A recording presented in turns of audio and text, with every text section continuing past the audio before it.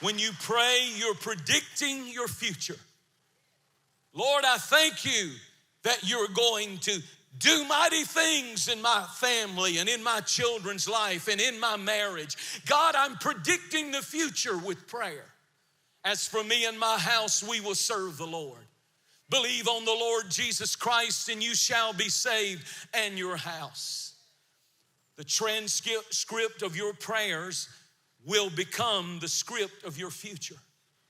What is amazing in the story that I read from Joshua chapter 6 is 2.5 million people walked out of Egyptian bondage into the desert. And because of their unbelief, God said, I will not let that generation go into the promised land. And for 40 years, they lived in the desert until the whole generation died. Only 2 survived that original group, Joshua and Caleb. Everyone else passed away, and this is why this is important.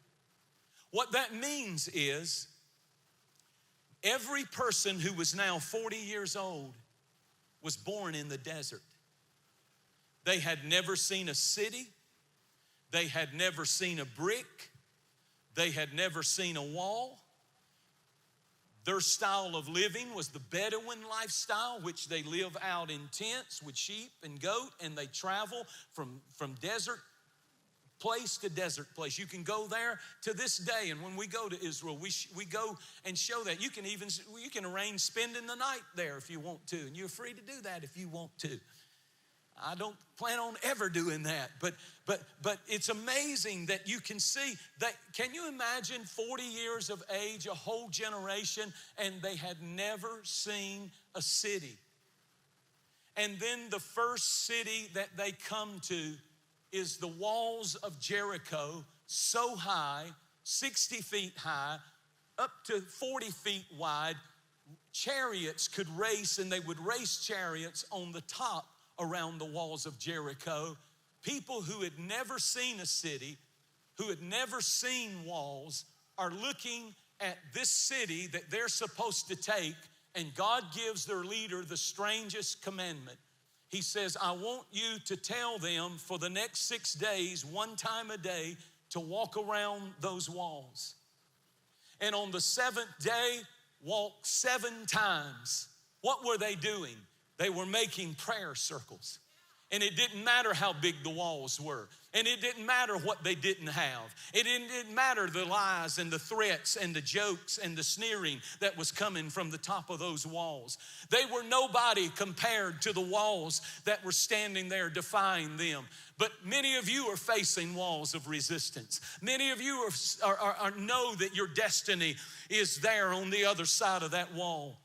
And any engineer would tell you you need a battering ram, and it'll take a miracle to knock the door down, and maybe then you can take the city. But God said, no, I have a supernatural plan. And if you will surround the situation that I promised you with, that I promised to you, if you will surround it with prayer, then I will cause the walls, I don't know if you saw it, the walls will fall flat.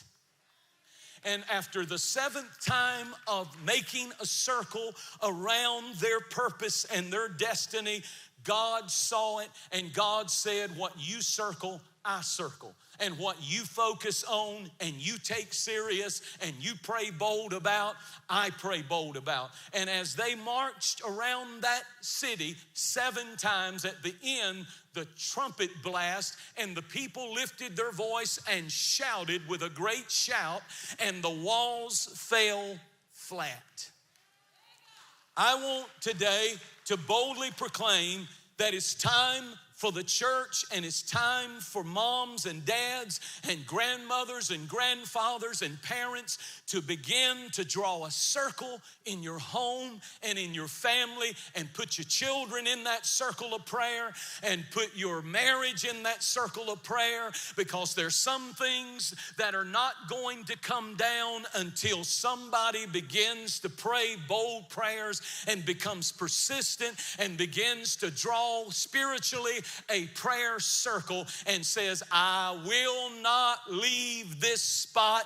I'll be back tomorrow and the next day and the next day until my son gets off drugs, my daughter gets away from that thing that she's dating. I will not. And I'm telling you, hell's afraid of the sermon I'm preaching right now. Because when a husband and a wife, when a mom and a dad draw circles and put your family in it. Put your family in it.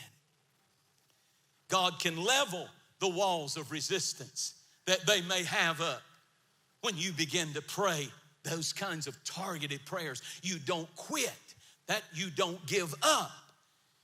Jericho was the lowest place and is the lowest place on earth. It's 600 feet below sea level. It's the lowest place on planet Earth, geographically speaking.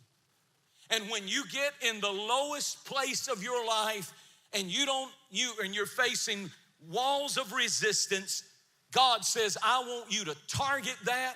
And I don't care how impossible it looks, start targeting it and circling that situation in powerful, bold prayers.